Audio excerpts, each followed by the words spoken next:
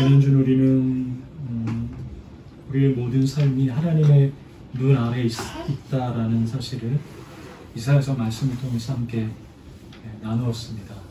하나님의 눈길 아래에 우리의 삶이 있어서 우리의 삶과 예배가 아주 긴밀히 연결되었고, 그리고 우리의 예배는 결국 우리의 삶을 다시 하나님의 방식으로 구성하고 연결한다, 이런 이야기를 우리가 말씀을 통해 함께 나누었죠.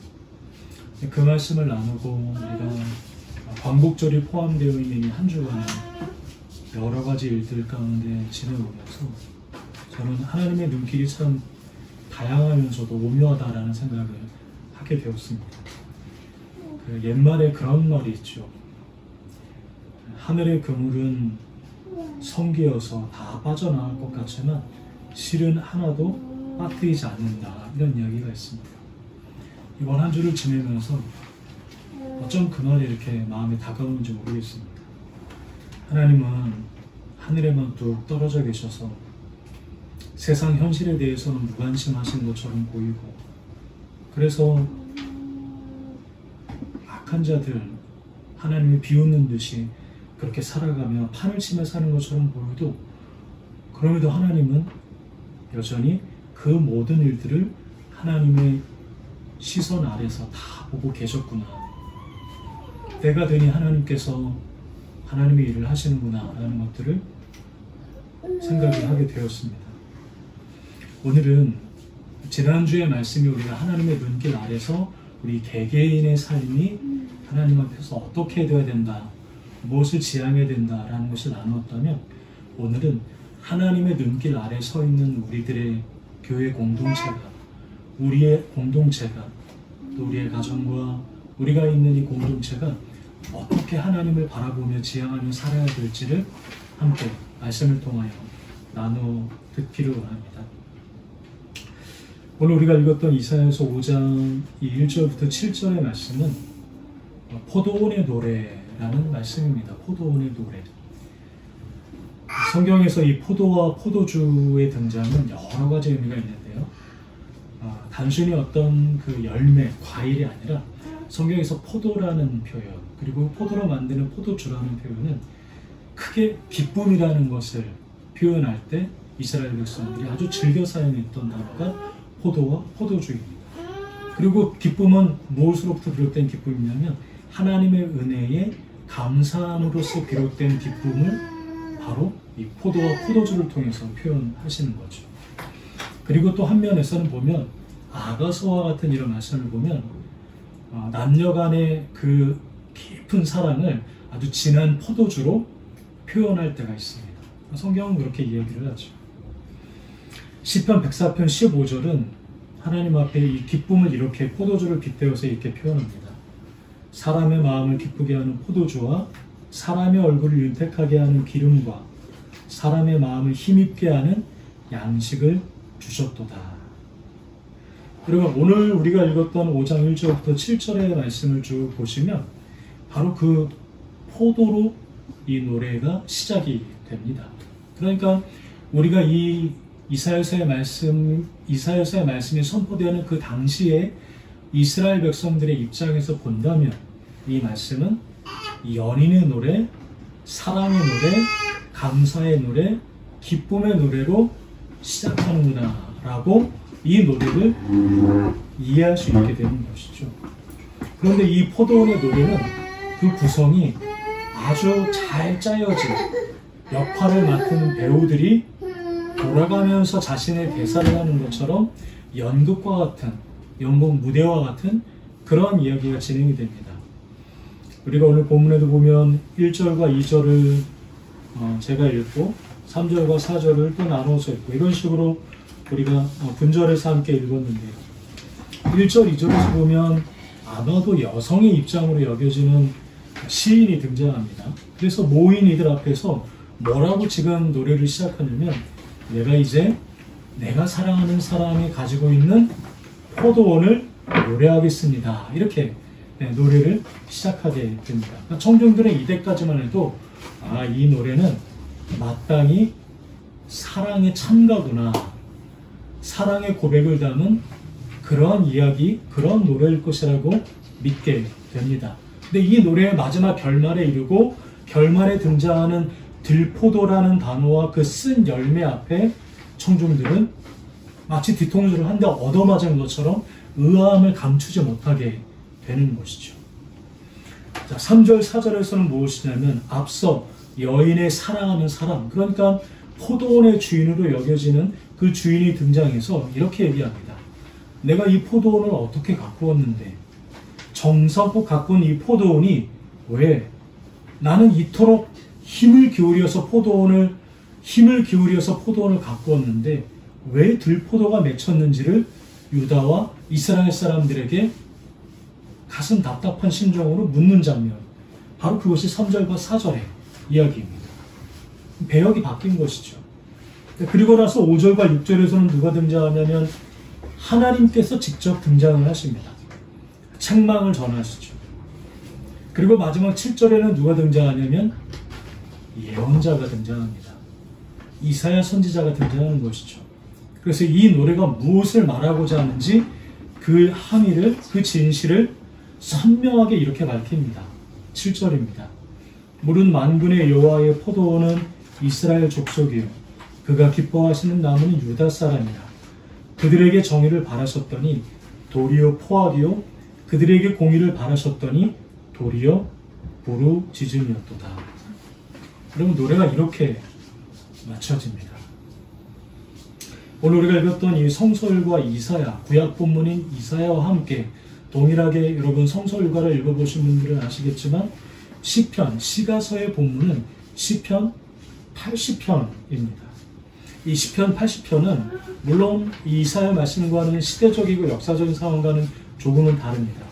근데 본래적인 의미에서 보면 우리가 나누었던 이 이사야서의 본문과 같은 맥락하에서 주시는 동일한 어조의 동일한 분위기의 말씀이라는 것을 우리가 이해할 수가 있죠.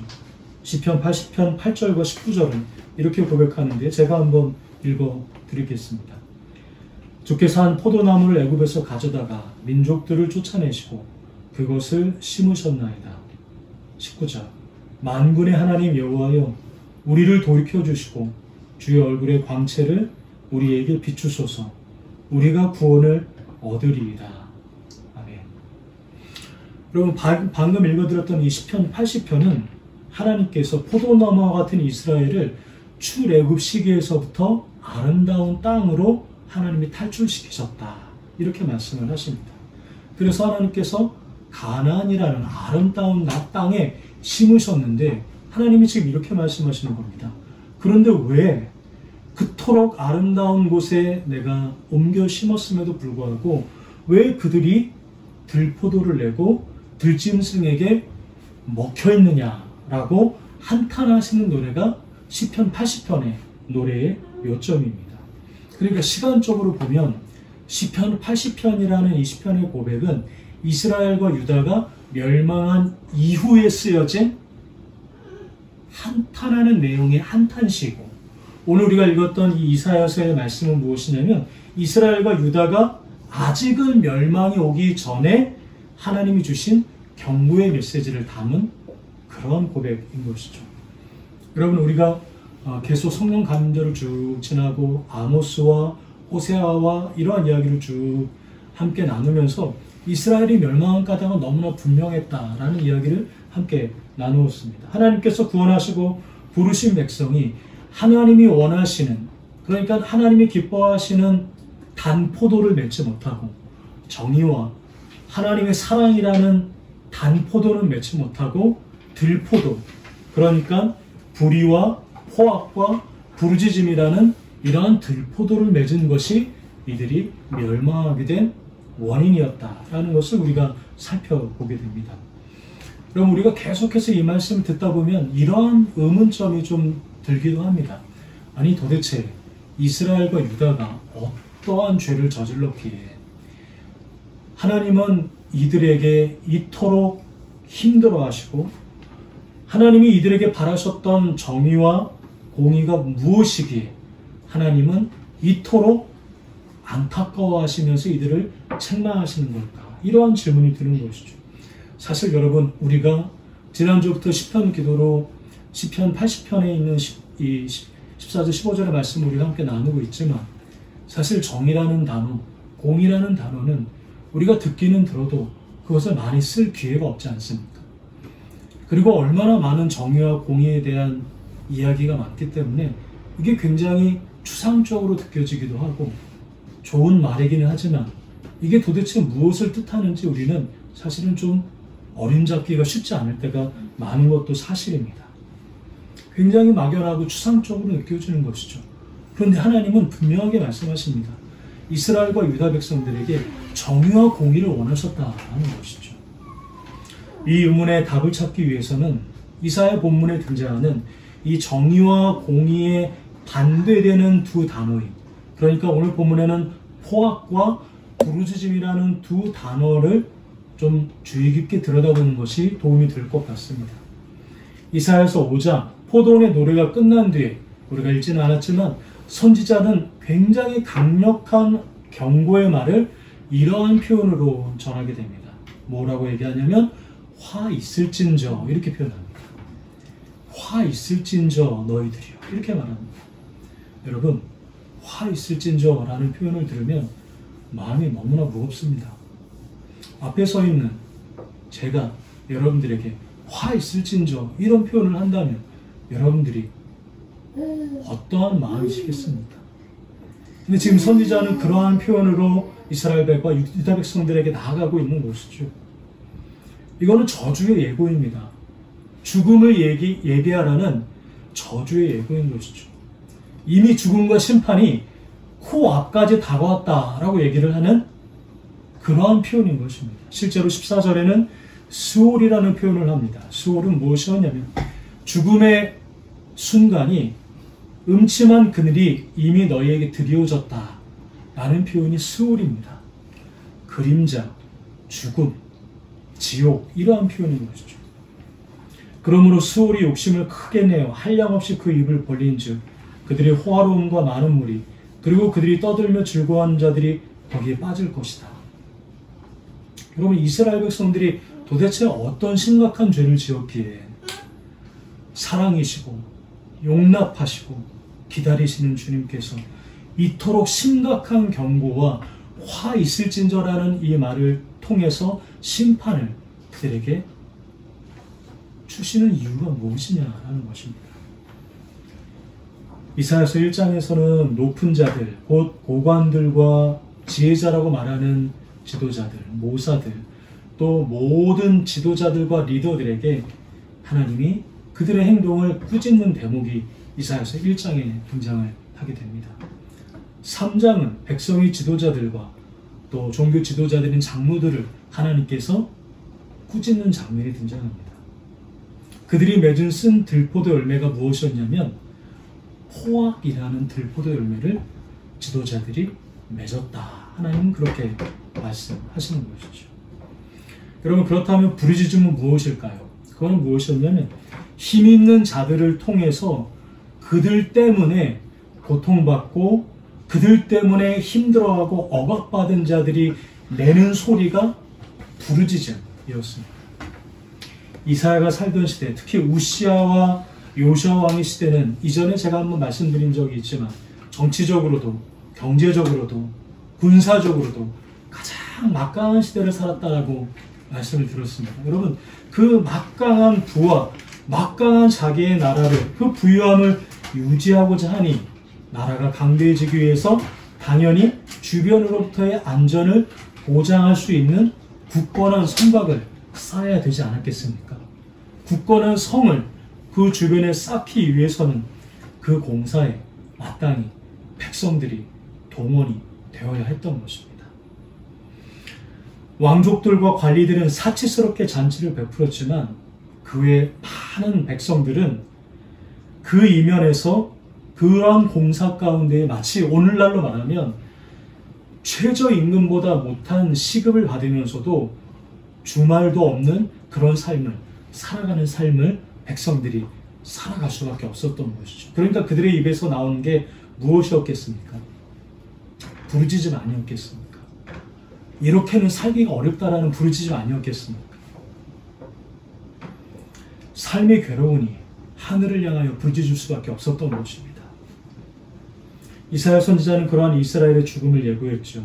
16절 17절에는 이렇게 선언하십니다. 오직 만군의 여호와는 정의로우심으로 높임을 받으시며 거룩하신 하나님은 공의로우심으로 거룩하다 일컬음을 받으시리니.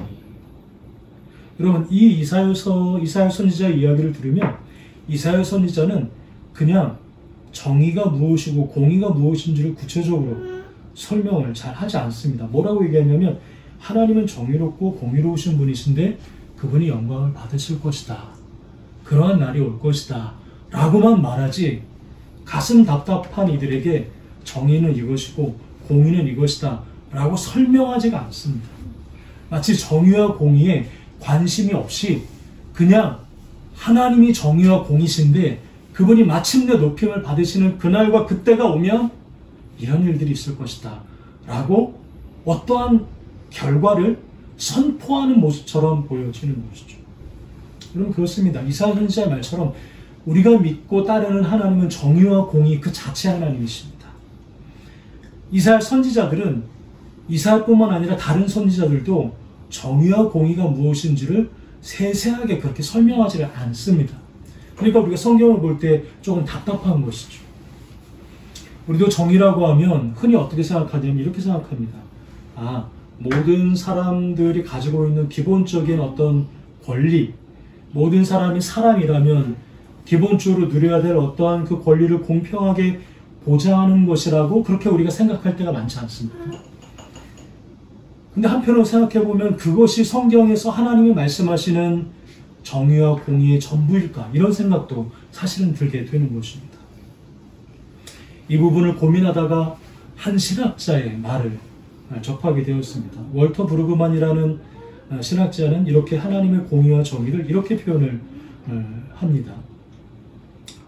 정의란 사회적 질서가 하나님의 뜻에 따라 회복되는 과정이며 약자의 편에서 억압과 불의를 거부하는 하나님의 행동이다.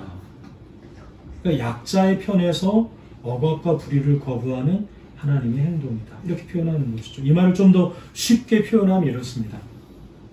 브루그만이 그리는 정의라는 것은 무엇이냐면 나쁜 사람에게는 벌을 주고 선한 사람에게는 보상해주는 법적인 개념을 뛰어넘는다라는 얘기입니다. 그러니까 하나님의 마음과 접속한 사람들, 그러니까 하나님을 믿는다라고 말하는 사람들이 살아가는 마음의 길과 원리를 가리키는 표현인 것입니다. 좀 더 쉽게 말하면 이렇습니다. 어려운 이들과 좋은 것을 함께 나누고자 하는 마음이라는 것입니다. 내 주변을 나와 무관한 사람으로 보는 것이 아니라는 것이죠. 그러니까 내 주변에 있는 이 사람들은 나와 함께 소중한 것을 누려야 되는 사람들이라고 이해하는 좋은 마음이라는 것입니다. 그것이 하나님의 마음이고 그것이 하나님이 품으신 정의와 공의다라는 것입니다. 불쌍히 여길 사람들은 불쌍히 여기고 그리고 그들을 일으켜 세우고자 하는 마음이 하나님의 정의다라는 것입니다. 그래서 정의의 또 다른 이름은 무엇이라고 표현할 수 있냐면 정의의 또 다른 이름은 긍휼함과 사랑이다라는 것입니다. 그 사람을 불쌍히 여기고 그 사람을 사랑하고자 하는 마음이 그 사랑의 결과가 공이다라고 얘기를 하는 것이죠. 그도 인간다운 삶을 누릴 권리가 있다. 나뿐만이 아니라 내가 아닌 저 사람도 사람처럼 인간처럼 살아갈 수 있는 권리가 있다는 것이죠. 그러니까 마땅히 그 사람이 누려야 될 것들을 그 사람에게 다시 돌려주는 것이 그것이 하나님이 품으셨던 정의와 공의의 마음이다. 하나님의 마음이다. 이렇게 말씀하시는 것입니다. 사람, 장소, 환대라는 책을 쓴 김연경 작가라는 분이 있습니다. 근데 이분이 자신의 그 쓴 책 중에서 인간과 사람이라는 이 단어를 이렇게 구분해 놓은 게 좀 인상적이어서 여러분들에게 그대로 한번 읽어 드리도록 하겠습니다. 인간은 자연적 사실의 문제입니다. 생명을 받아 태어난 사람은 누구나 다 인간이라는 말입니다. 그러나 사람은 사회적 인정의 문제입니다. 인간이 사람이 되기 위해서는 누군가가 그의 이름을 불러주고 그가 머물 자리를 마련해 주어야 합니다. 설 자리를 배정받지 못한 이들, 사회나 집단이 어떤 선택을 하든 늘 고려의 대상이 되지 않는 이들은 인간이지만 사람으로 취급받지 못한다고 할 수 있겠습니다. 누군가에게 설 자리를 마련해 주는 것, 그것이야말로 환대입니다. 그 집단에서 가장 연약한 사람, 자기 목소리를 갖지 못한 사람이 안심하며 머물 수 있도록 배려하는 사회가 건강한 사회입니다. 네, 여러분, 우리가 지내는 이 현실을 쭉 보면, 또 우리가 살아왔던 삶의 그 이면을 돌아보면 그러한 대접과 그러한 환대를 우리가 받고 나누고 그러한 마음으로 살아가기보다 우리가 살아가는 현실은 오히려 그 반대일 때가 더 많았다라는 생각을 하게 됩니다. 불의가 넘치고 고통받는 자들이 이상하게도 더 고통받는, 부르짖음이 더 많아지는 현실이 바로 우리가 살았던 시절이 아닐까 생각이 드는 것이죠. 그러니까 이 사회는, 이 고통과 불의는 무엇과 충돌하냐면 하나님의 정의와 늘 충돌하는 겁니다. 늘 충돌하는 겁니다. 하나님이 바라시는 정의와 공의는 이건데 우리가 살아가는 이 땅은 그것과 정반대의 길로 가기 때문에 부딪히죠. 그러기에 하나님의 정의는 결코 평등하거나 균등하다고 말할 수가 없는 것입니다. 왜요? 하나님의 정의와 하나님의 공의는 늘 어디로 기울어져 있냐면 늘 힘없는 자들에게, 늘 더 고통받는 자들에게, 늘 더 억울하고 가슴 아픈 자들에게 더 그 무게중심이 기울어져 있기 때문에 하나님의 정의와 공의는 늘 한쪽으로 기울어진 정의라고 할 수 있는 것입니다. 그러니까 단순히 옳고 그름, 균등이라는 규칙으로 보면 너 오심 나 오실이 아니라는 것이죠. 정확한 목의 분배가 하나님의 공의가 아니고 정의가 아니고 불쌍히 여기는가, 그리고 사랑의 마음으로 대하는가, 바로 이것이 하나님의 정의와 공의의 기준이 아니겠느냐라는 것입니다. 그러니까 하나님의 정의의 다른 말은 아무리 생각해봐도 사랑이 맞는 것 같습니다. 그러나 현실은 불의와 부르짖음이 있음에도 불구하고 무관심해지고 내 이익에만 관심이 있기 때문에 내 이익에 피해만 없으면 나는 괜찮다라는 생각으로 다른 이들의 고통에 눈을 감고 복잡한 문제에 굳이 개입하지 않으려 하는 순간이 참 많습니다. 우리가 이 부분에서 우리의 모습이 이와 다르지 않다라는 사실을 우리가 하나님 앞에 고백하지 않을 수가 없는 거 아니겠습니까? 한국교회가 또 이 나라의 크리스천들이 이 부분에서 우리가 하나님 앞에 있는 그대로 고백할 수밖에 없지 않겠습니까? 그런데 여러분, 성경에 보면 이사야를 비롯한 선지자들, 예언자들, 그리고 하나님의 사람들은 그와는 다른 삶의 모습으로 살아갔습니다. 그들은 지도자들의 부정부패와 타락 가운데 분노하게 되었죠.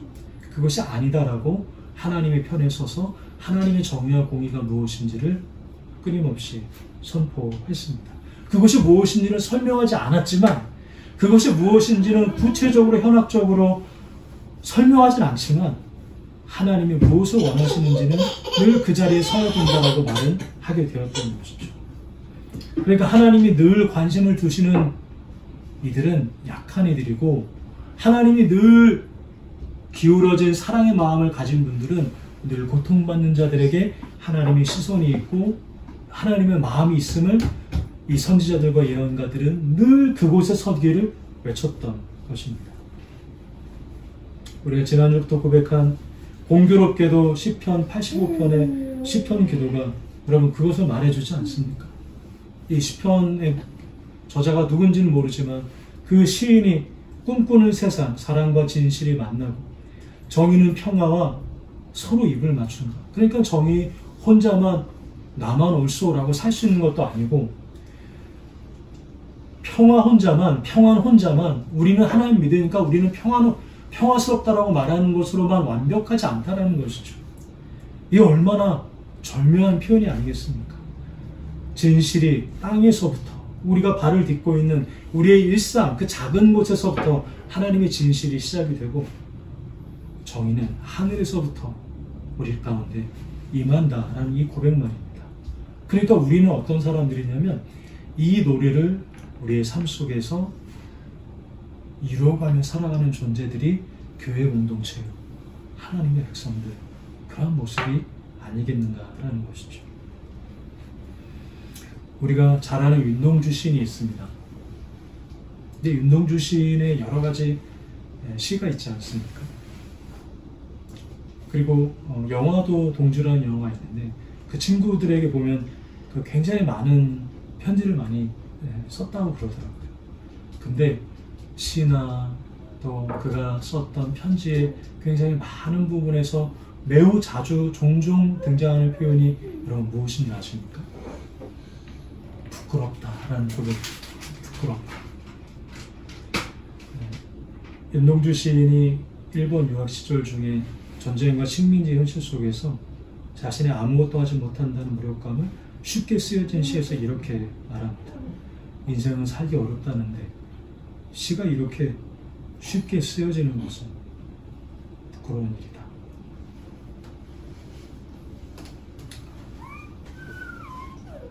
저는 이러한 부끄러운 마음을 가지고 이러한 시선으로 살아가는 게 하나님의 정의와 공의를 담아내어 살아가는 그리스도인의 모습이 아닐까라는 생각을 하게 됩니다. 세상을 바라보고 정의와 사랑의 하나님을 바라보면 우리가 그 길을 걷기에 얼마나 연약하다라는 것을 우리가 얼마나 자주 느낍니까? 얼마나 하나님 앞에 부끄럽습니까? 얼마나 하나님 앞에 이 나라 이 민족 광복 80주년을 지냈다고 말하는데 한국교회와 일어나는 모든 미디어에 일어난 일들을 보면 여러분 너무 부끄럽지 않습니까? 아니 내 안에 일어나는 이러한 마음들 그 자체로도 얼마나 하나님 앞에 부끄러움이 많이 느껴집니까?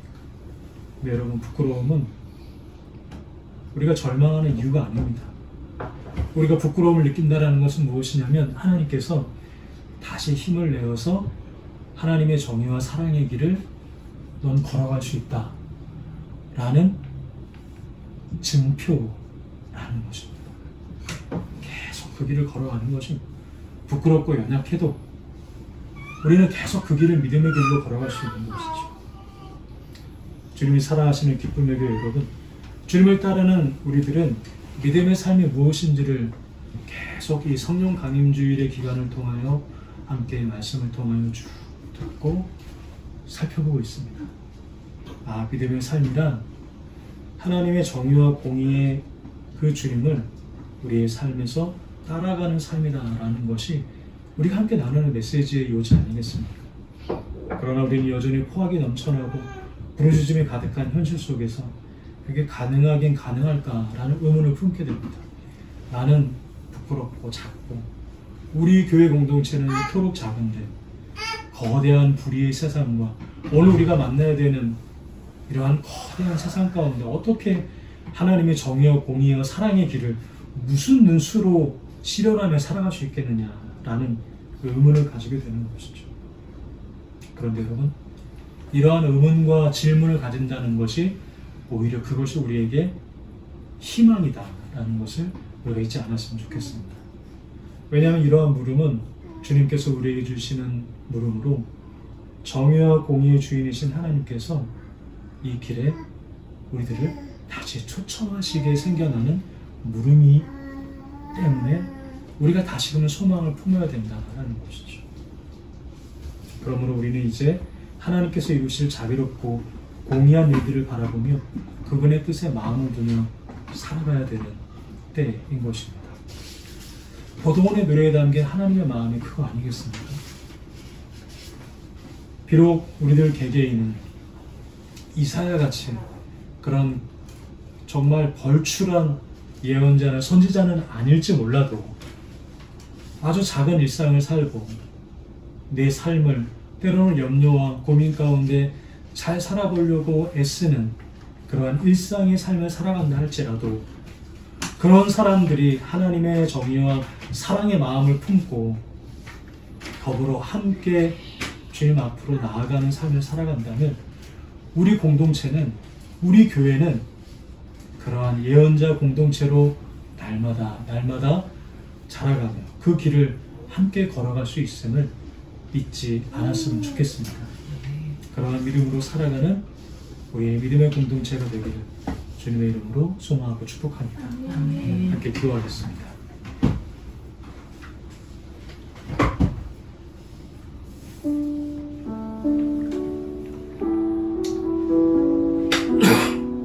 이 시간 우리가 함께 오늘 말씀을 듣고 기도하기 원합니다. 인생은 살기 어렵다는데 시가 이렇게 쉽게 쓰여지는 것은 부끄러운 일이다. 우리가 이 불의한 세상 속에서 포도원의 노래를 통해서 주님의 눈길이 어디에 있는지, 또 우리가 어떠한 하나님의 마음을 품고 살아가야 될지를 우리 이 시간 다시 기억하고 묵상하면 좋겠습니다. 그래서 우리가 주님의 정의의 길, 그 사랑의 길을 부끄러운 마음이라 할지라도 다시금 그 길 위에서, 다시금 그 길 위에서 우리가 함께 더불어 주님과 함께 가는 그런 우리의 날들이 되게 해달라고 잠시 묵상하며 기도하겠습니다.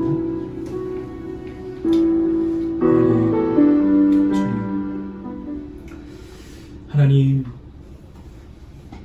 불의한 세상 가운데 포도원의 노래를 통하여 하나님의 눈길이 어디에 머무는지를 우리가 함께 들었습니다. 정의와 공의가 하나님의 사랑의 다른 이름이라는 것을 잊지 않고 그 주님의 마음과 시선을 따라 살게 하시며, 비록 때로는 연약하고 부끄럽지만 우리의 교회 공동체가 주님과 함께 걷고 정의와 공의를 이루며 살아가는 우리의 삶이 되게 하여 주시옵소서. 예수님의 이름으로 기도드립니다. 아멘.